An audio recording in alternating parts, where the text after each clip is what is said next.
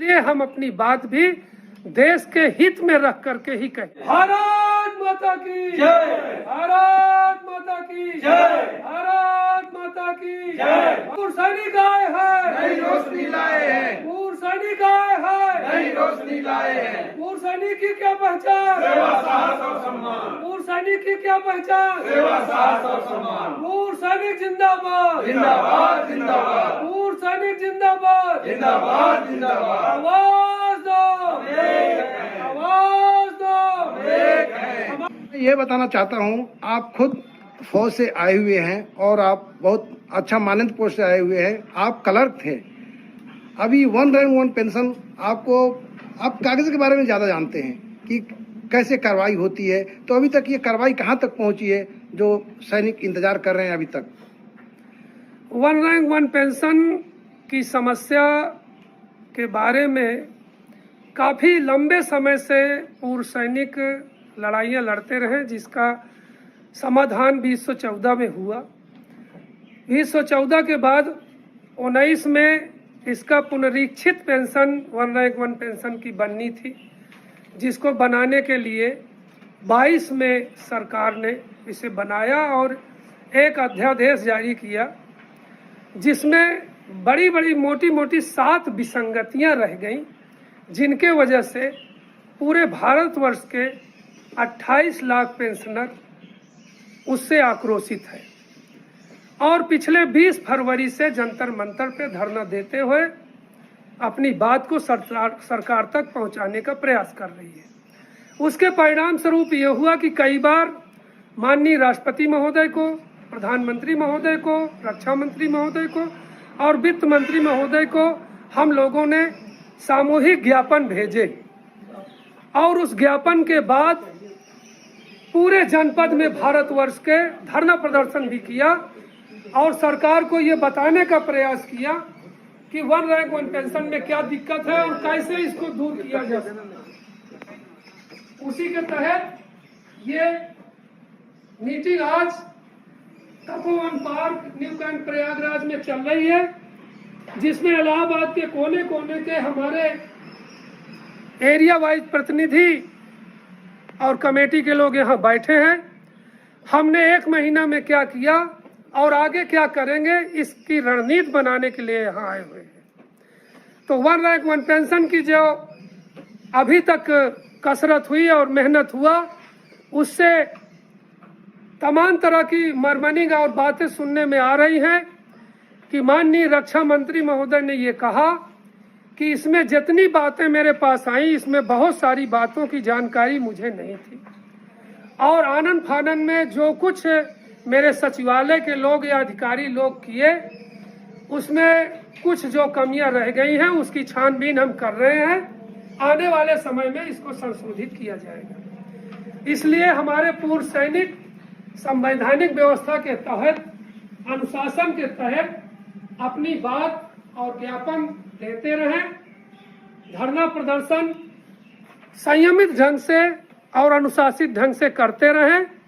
हम कोई ऐसा काम ना करें कि देश को या राष्ट्र की संपत्ति को नुकसान हो।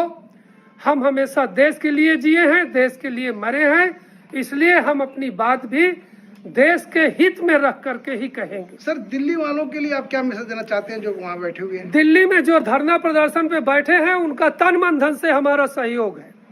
हम उनका मनोबल बढ़ाते हैं, हम उनका उत्साह बढ़ाते हैं। वो हमें जो कहते हैं वो हम करने को तैयार रहते हैं। अगर वो दिल्ली बुलाते हैं तो पूरे देश से पूर्व सैनिक वहाँ मजमा लगाते हैं और धरना प्रदर्शन करते हैं। और जब वो कहते हैं ज्ञापन जिले स्तर पर दिया जाए तो हम जिले में देते हैं। अगर वो कहते हैं जिले स्तर पर धरना प्रदर्शन किया जाए तो हम प्रयागराज वालों ने पत्थर गिरजा घर पे सारा दिन धरना प्रदर्शन हजारों हजार की संख्या में एकत्रित होकर के दिया और ज्ञापन दिया प्रशासन को। हम बड़े अनुशासित तरीके से दिल्ली वालों के आदेश को मानने के लिए उत्सुक हैं और उनका तन मन धन से सहयोग कर रहे हैं। सर, क्या उम्मीद है कि क्या ये सरकार हम लोगों की बात मान जाएगी, पूर्व सैनिकों की बात मान जाएगी, या जो भी विसंगतियां है वो पूरा कर देगी या उस पर रिव्यू करेगी? पूरा भरोसा है। हर व्यक्ति किसी उम्मीद पे लड़ाई लड़ता है, कोई आसरा के लिए लड़ाई लड़ता है। हम भी संवैधानिक तरीके से, ये कोई नई व्यवस्था नहीं है। जब से संविधान बना है, आम नागरिक को या आम कर्मचारी को सबको अपनी बात कहने का तौर तरीका है, और उसकी यूनियन बनी है और पूरी उम्मीद के साथ वो काम करते हैं। और आने वाली सरकारें या जो वर्तमान सरकारें हैं, वो कोई ना कोई उनकी बात सुनता है, उसकी बात मानी जाती है। लेकिन सरकार का कोई प्रतिनिधित्व वहाँ तो गया नहीं मिलने के लिए पूर्व सैनिकों से कि आप लोग कितने दिन बैठे हुए हो, आपका कोई क्या बात है, मैं आपकी बात मैं आगे उठाऊं। ये बात बिल्कुल आप सही कह रहे हैं, लेकिन सरकार के प्रतिनिधि लोकसभा सांसद होते हैं। हम लोगों को जो निर्देश मिला कि लोकसभा सांसद को ज्ञापन दिया जाए, हमने लोकसभा सांसद को ज्ञापन दिया और सांसद महोदय ने रक्षा मंत्री को चिट्ठी लिखा और उस चिट्ठी का जवाब भी रक्षा मंत्री ने दिया कि हम इसकी जांच पड़ताल कर रहे हैं और जो विसंगतियां हैं उसको दूर करने का प्रयास करेंगे। देखा गया है कि यूट्यूबर या सोशल मीडिया पर ये बातें चलती है कि 1 रैंक 1 पेंशन, इसकी विसंगतियां, लेकिन आज तक मैं ये नहीं देखा है कि कोई नेशनल मीडिया इसकी खबर चलाई हो। देखिए, ऐसा है, मीडिया तो मीडिया ही होती है, चाहे अखबार का प्रिंट मीडिया हो, चाहे इलेक्ट्रॉनिक मीडिया टीवी का हो, और यूट्यूब और सोशल मीडिया तो इस समय नंबर 1 पे चल रहा है। तो सोशल मीडिया को ही हम नंबर 1 मान के चलते हैं कि हमारी बात पल पल की सरकार तक और सरकार की बात जनता तक पहुंचाने का काम सोशल मीडिया करता है।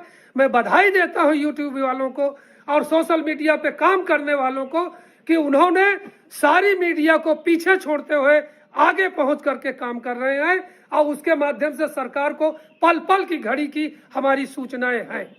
और सरकार भी 2024 चुनाव होने से पहले खिचड़ी पका रही है, लगता है कुछ न कुछ निर्णय होगा। जैसे अभी आप देख लीजिए, गैस सिलेंडर का 200 रुपया माफ हो गया, तो कल हमारा वो भी हो जाएगा सही। एक एक चीज शुरू किया है, 24 के चुनाव से पहले सब हो जाएगा। इसका मतलब कि पूरा आशा ना रखूं, मैं पूरा उम्मीद रखूं, विश्वास करूं कि क्या नाम 1 रैंक 1 पेंशन जो कमियां हैं उसकी पूरी हो जाएगी।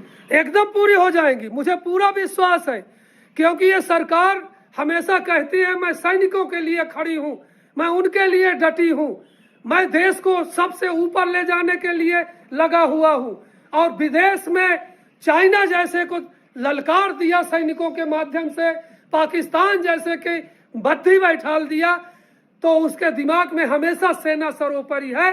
और अगर सेना के लोग जब कोई मांग करते हैं तो सरकार के मन में जरूर कुछ दुख और कष्ट होता है कि ये मांग कैसे पूरी की जाए। अब वो उनकी वित्तीय व्यवस्था और संवैधानिक व्यवस्था और सरकार में और सेना में जो स्तर के लोग हैं उन सब का किसी का अपमान न हो, सम्मान पूर्वक कोई बीच का रास्ता निकल जाए, ये ढूंढने में लगे हैं, उसी में समय लगता है, ऐसा मुझे आभास हो रहा है। सैनिक भाइयों, कोई भी धरना चल रहा है तो अपना फौजी भाई पूरा एकता से होना चाहिए। एकता से होने के बाद ही कोई भी काम आगे हम लोग कर सकता है और सरकार से मांग भी सकता है। उसी तरह अपना फौजी भाई लोग को दिल्ली में नहीं होने से भी कोई दूसरा गांव में भी, कई शहर में भी उन लोग को उनका बीच का जो मीटिंग है, जो कमियां है, जो पूरा है जानकारी दे भी रहे। इसी तरह हर एक गांव में भी जो अपना सैनिक पूरा इकट्ठा होकर जो अपना OROP 2 और 7th CPC उसका कमियां का बारे में जो बातचीत करना चाहिए, पूरा मिलकर करना चाहिए। करने से ही अपना हम आगे कदम क्या करना है, क्या डालना है आगे कदम, उसका बारे में जानकारी हो जाएगा। ओके फ्रेंड्स, ये वीडियो आपको पसंद आने से सब्सक्राइब करो, लाइक करो, शेयर करो। नेक्स्ट वीडियो में मिलेंगे। जय हिंद, जय भारत, सैनिक एकता जिंदाबाद।